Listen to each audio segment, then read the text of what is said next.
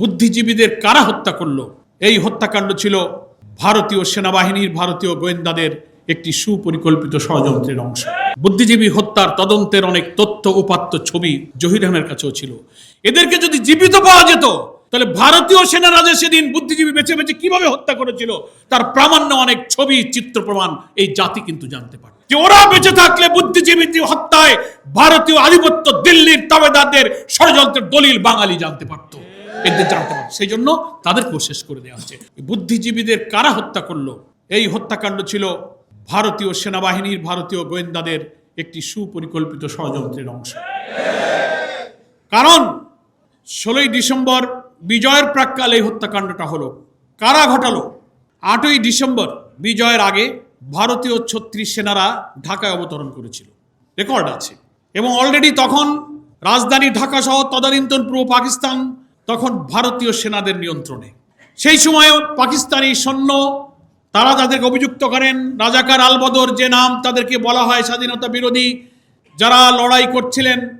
ওই বিজয়ের প্রাক্কালে ভারতীয় সৈন্য যখন রাজধানী সহ গোটা পূর্ব পাকিস্তানকে নিয়ন্ত্রণে নিয়ে নিল, তখন তারা তো নিজেদের আত্মসমর্পণ, নিজেদের প্রাণ বাঁচানো, পালিয়ে যাওয়ার চেষ্টায় তারা ব্যস্ত ছিলেন। কে কাকে খুঁজে কোথায় কাকে হত্যা করবে, নিজেদের জীবন বাঁচাতেই তো তখন তারা ব্যস্ত ছিলেন। রাও ফরমান আলী আত্মসমর্পণকারী একজন পাকিস্তানি জেনারেল, তিনি তার ইন্টারভিউতে বলেছেন আন্তর্জাতিক টেলিগ্রাফ পত্রিকায়, তিনি বলেছেন, তারপরে ভারতীয় লেখকরা বলেছেন যে ভারতীয় সৈন্যরা যখন এই ঢাকা সহ পূর্ব পাকিস্তান তাদের নিয়ন্ত্রণে নিয়ে নিল, পাকিস্তানি সেনাবাহিনী 14ই ডিসেম্বরই আত্মসমর্পণ করতে চেয়েছিল, কিন্তু ভারতীয় সেনাবাহিনী জগজিৎ সিং অরোরা আর আত্মসমর্পণ করেছিলেন জেনারেল নিয়াজি।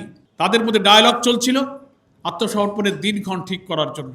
ভারতীয় সেনাপ্রধানদের সেনাবাহিনীর ইচ্ছায় আরও 2 দিন 14 থেকে 16 আত্মসমর্পণের দিনকে শিফট করে 16 তারিখে আত্মসমর্পণের দিন ধার্য করা হয়।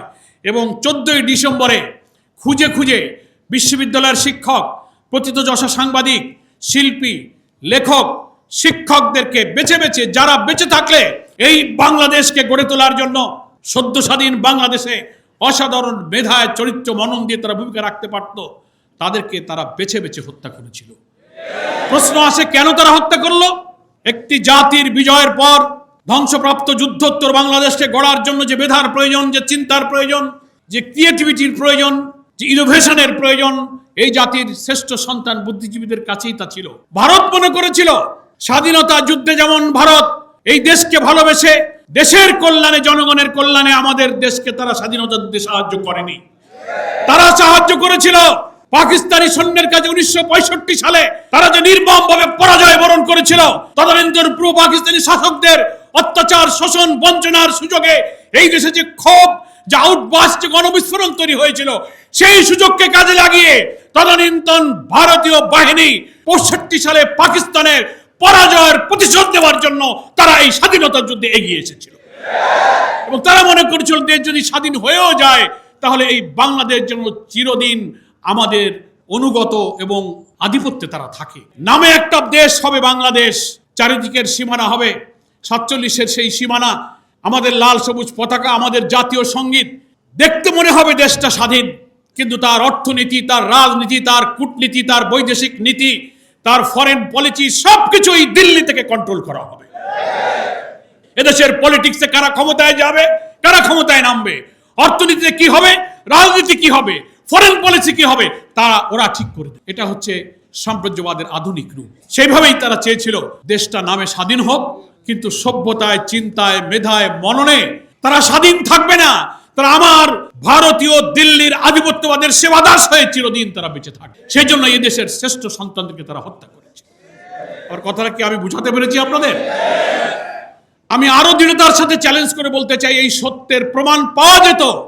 16ই ডিসেম্বর তো বিজয় হলো, জানুয়ারি মাসের 30 তারিখে, 72 সালের জানুয়ারি মাসের 30 তারিখে একজন বুদ্ধিজীবী শহীদুল্লাহ কায়সার, তার ভাই হচ্ছে জহির রায়হান, সে একজন শিল্পী ছিল, অভিনেতা ছিল, চিত্র নির্মাতা ছিল। তার বড় ভাই শহীদুল্লাহ কায়সারও কিন্তু নিখোঁজ হয়ে গিয়েছিল এবং শহীদ বুদ্ধিজীবীদের তালিকায় তিনিও ছিলেন। তিনি ফোন পেলেন, খবর পেলেন 30শে জানুয়ারি 72 সালে। তিনি ছুটে গেলেন, তার পরিবারের লোকেরাই বলছেন যে সে টেলিফোন পেয়ে ছুটে গেল মিরপুরে, শহীদুল্লাহ কায়সার কোথায় পাওয়া যায়, বুদ্ধিজীবীদের কোনো খবর পাওয়া যায় কিনা।